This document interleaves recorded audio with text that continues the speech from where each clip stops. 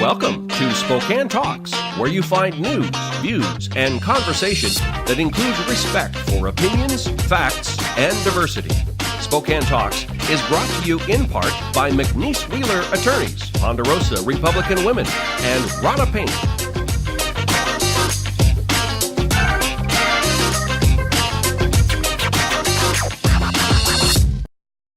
Welcome to Spokane Talks, news, views, and conversation. I'm Ryan McNeese. On this episode, Ed 101, Access to Experience, connecting the business community with educators. Next, Stephanie Regalado on SheSays will be discussing with Carmen Pacheco-Jones, a community organizer, discussing relevant programs to bring equal opportunities and equitable justice to our society.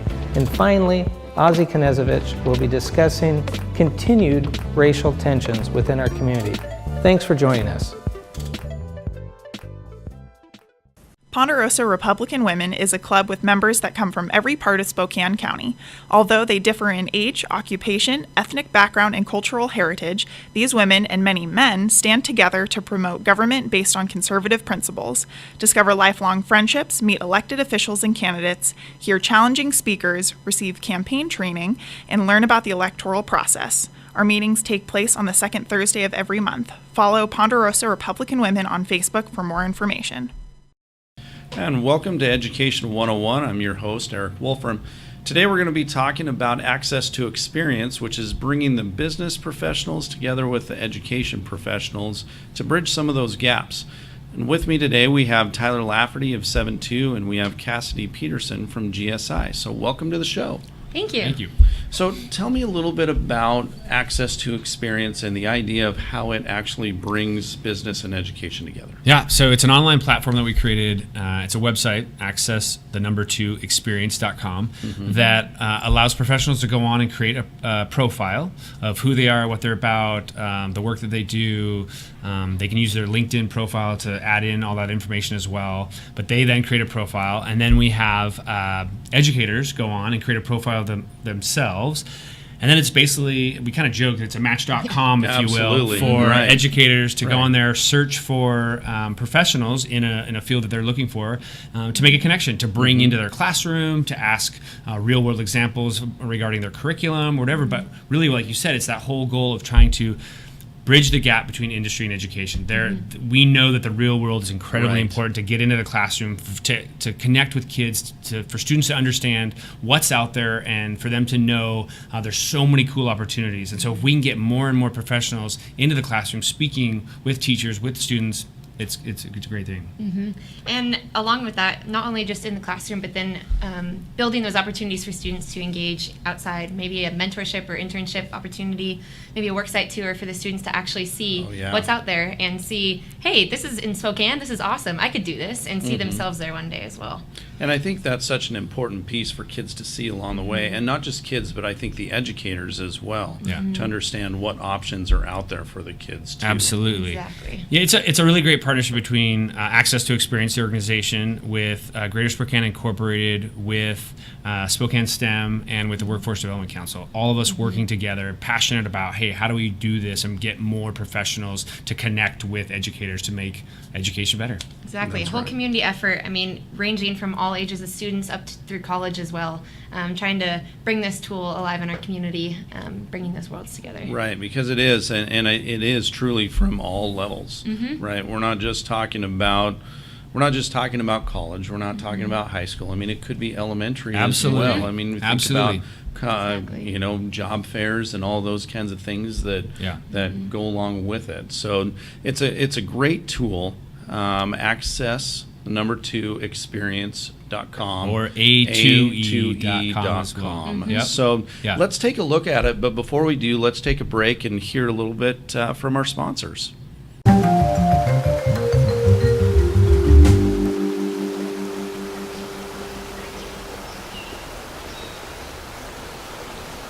The following is sponsored by our friends and community supporters at McNeese Wheeler Attorneys. McNeese Wheeler is a boutique law firm in Spokane, handling matters in both Washington and Idaho. Areas of law include business law, wills, trusts and estates, family law, personal injury and wrongful death, and real estate matters. For your full-service legal needs, contact McNeese Wheeler, Attorneys.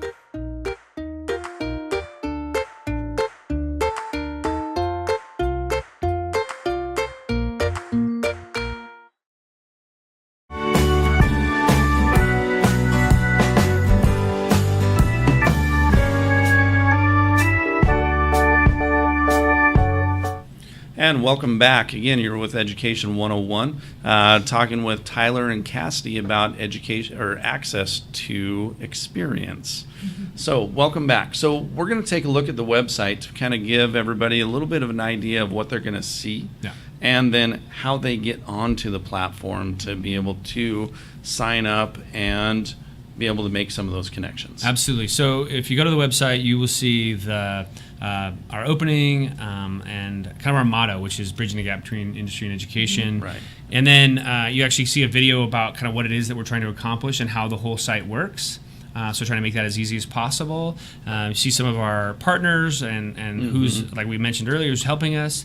And then there's the really simple, and we keep it as easy as possible, the getting started button. And that's really about getting started, then identifying as a professional or identifying as an educator, and then starting to fill out that profile. And it takes 5 minutes, 10 minutes. I mean, it's nothing. It's simple. Wonderful. It's easy.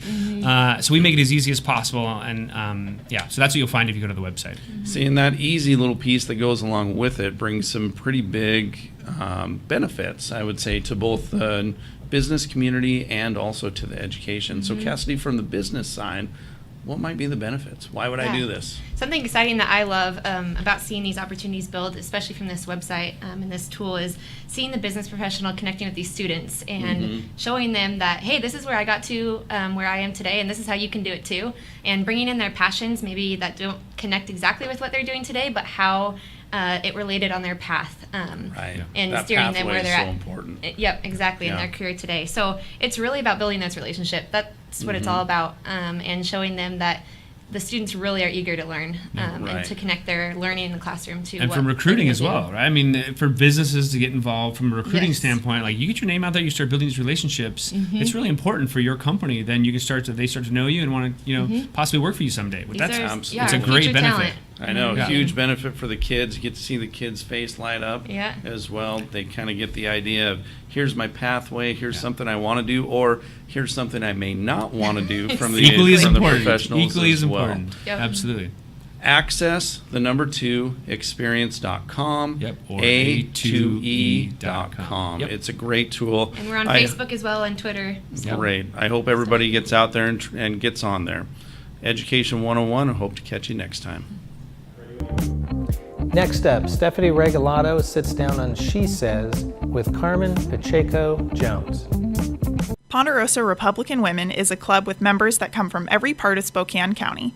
Although they differ in age, occupation, ethnic background, and cultural heritage, these women and many men stand together to promote government based on conservative principles, discover lifelong friendships, meet elected officials and candidates, hear challenging speakers, receive campaign training, and learn about the electoral process. Our meetings take place on the second Thursday of every month. Follow Ponderosa Republican Women on Facebook for more information.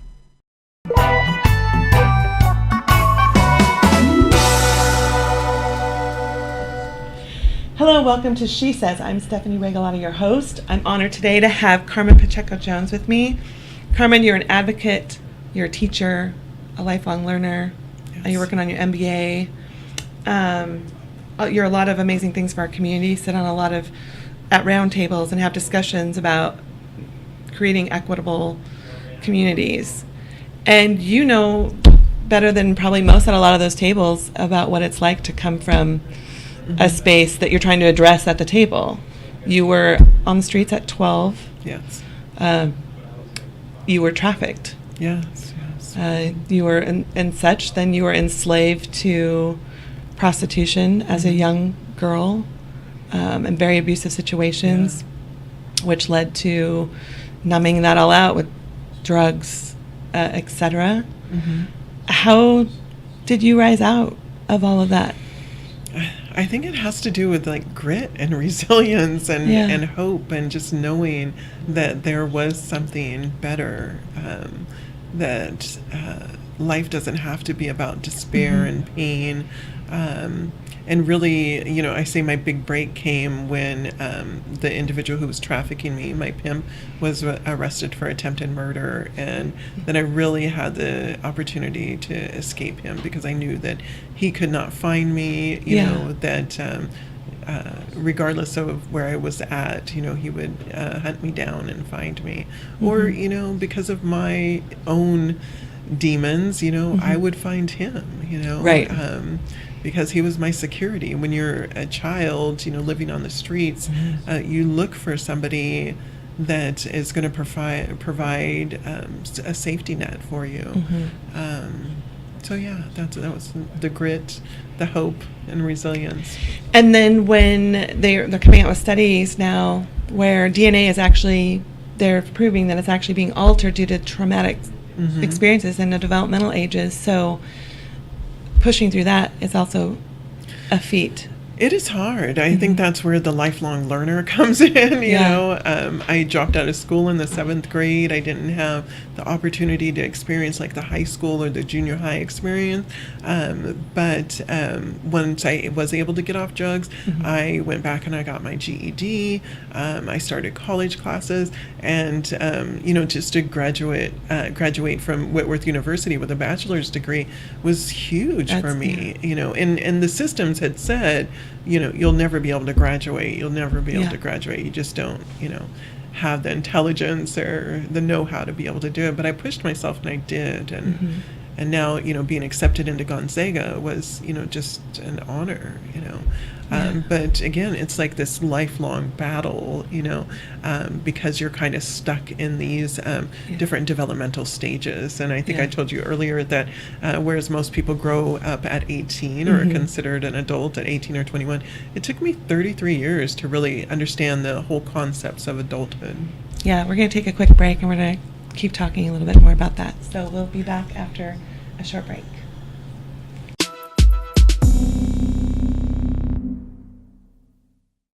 See you tomorrow night, and thanks again for taking care of the painting. I got this. Bye.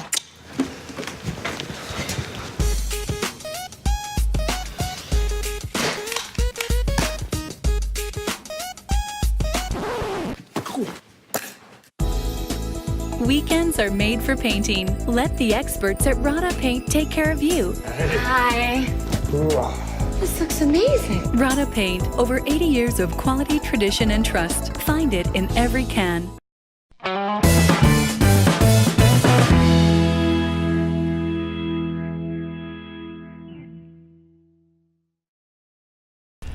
Welcome back to She Says. I'm your host, Stephanie Regalado, with Carmen Pacheco-Jones.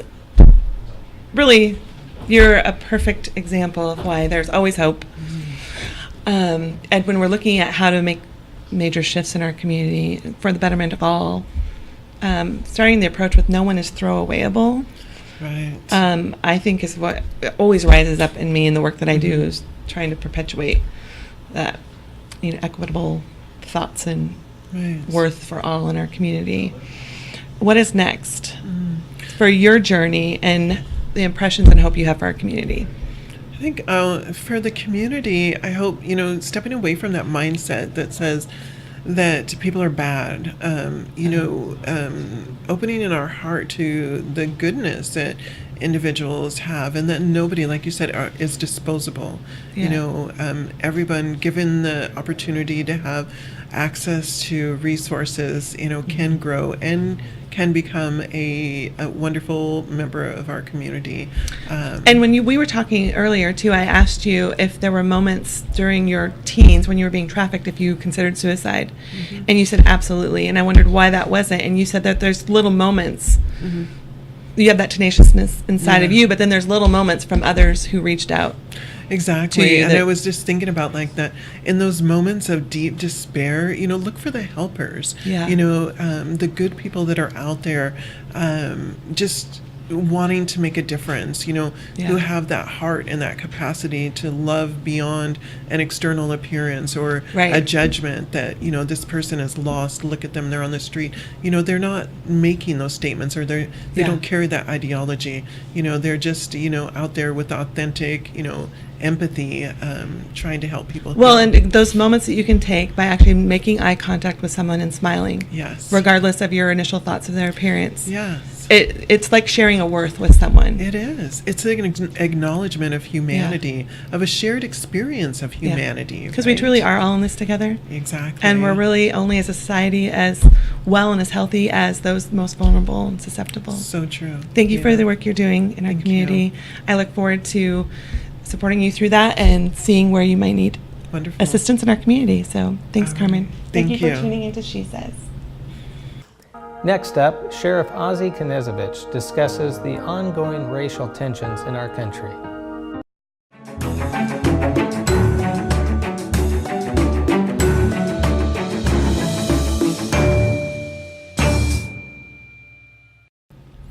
Hello folks, this is Sheriff Ozzie Knezovich.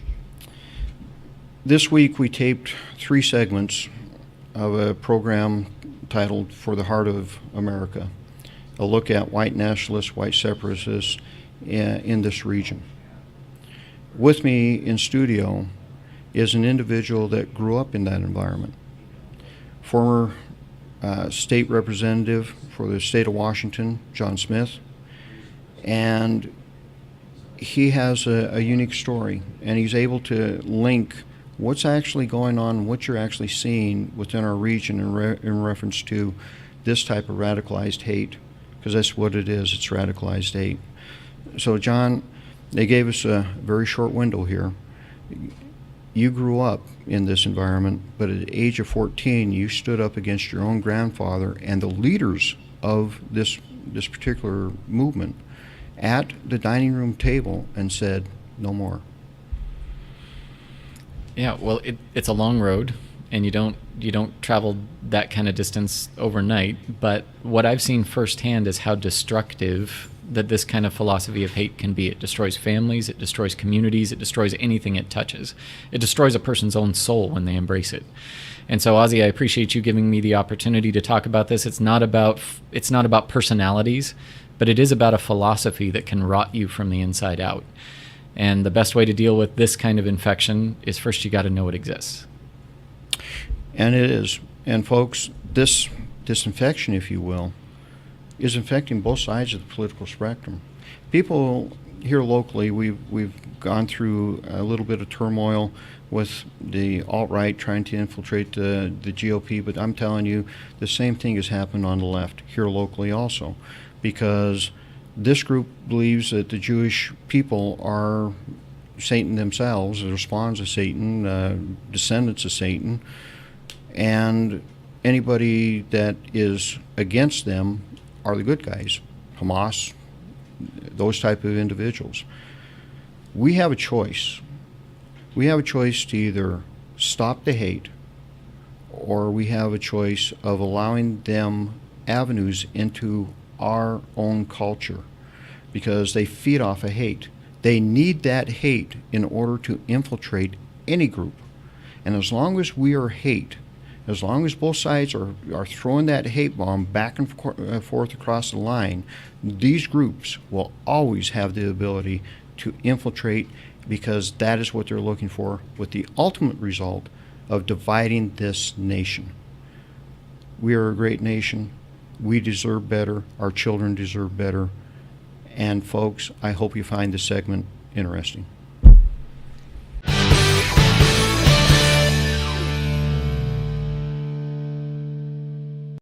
The following is sponsored by our friends and community supporters at McNeese Wheeler Attorneys. McNeese Wheeler is a boutique law firm in Spokane, handling matters in both Washington and Idaho. Areas of law include business law, wills, trusts and estates, family law, personal injury and wrongful death, and real estate matters. For your full-service legal needs, contact McNeese Wheeler Attorneys.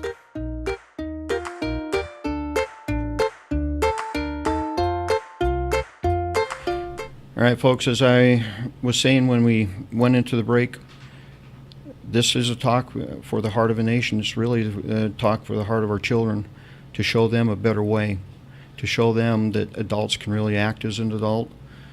This is an individual in studio with me that has seen that hate. He's seen the outcome of that hate. He knows the destructive power of that hate. John, how do we stop it? Well, I think Martin Luther King said it best, that you can't cast out hate with hate, that only love can do that. And there are some problems that are God-sized problems, and this is one of those problems. You know, the communities of faith need to reach together and stop bickering over who has the right to say what, and start really listening to what's on the other side. And not just the communities of the faith. I recommend, if you're a hardcore Democrat, I'm a hardcore Republican, let's have coffee, let's talk. Let's talk to each other as people, not as objects that we need to overcome. I think that's how we end this. You bring up a concept. That concept is pretty simple, folks. Every war that we've ever had, the other side, we do what? We dehumanize them. We label them as something else. You know, whatever it is, World War I, a kraut. It's easy to kill a kraut. Very hard to kill a human. Very hard to disparage somebody face to face. This thing, Facebook, really easy to be a keyboard warrior and tear people apart. John's right. If we actually sit down eye to eye, I hear a lot of people, you know, Sheriff, probably don't agree with you on a lot of things, agree with you on stuff.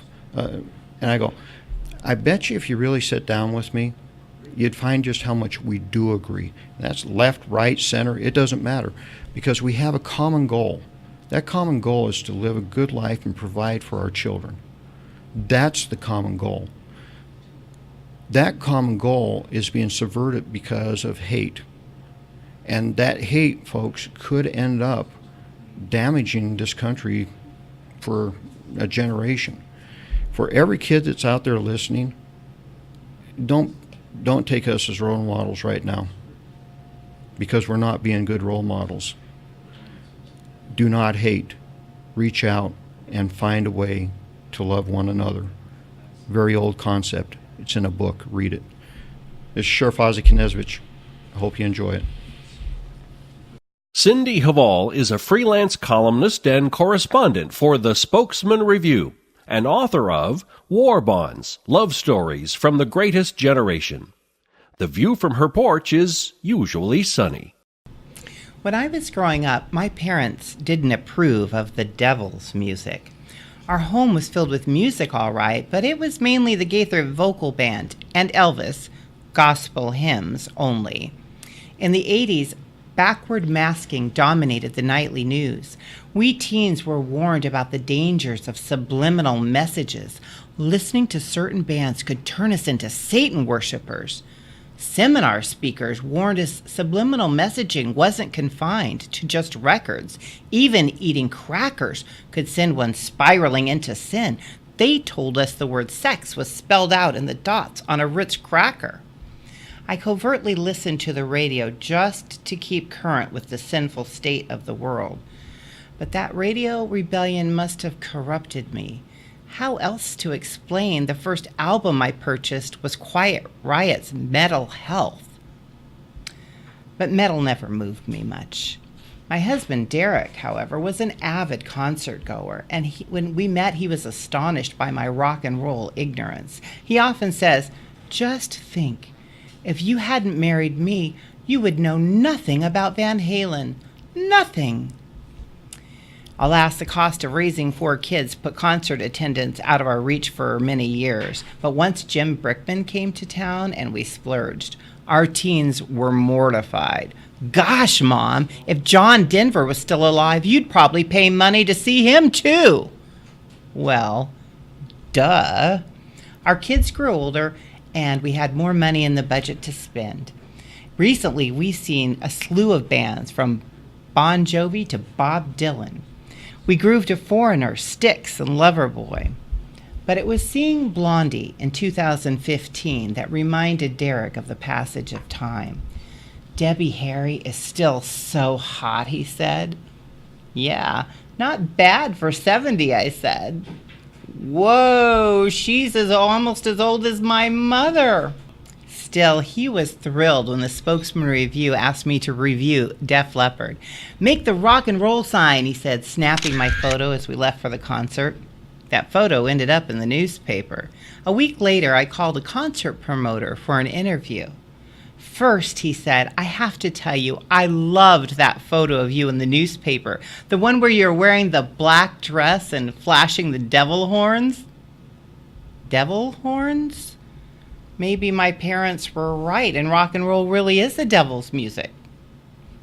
Oh well, I'm going to keep on listening while I still have my hearing. And that's the view from my front porch. Thank you for joining us on this episode of Spokane Talks, where you find news, views, and conversation. See you next week.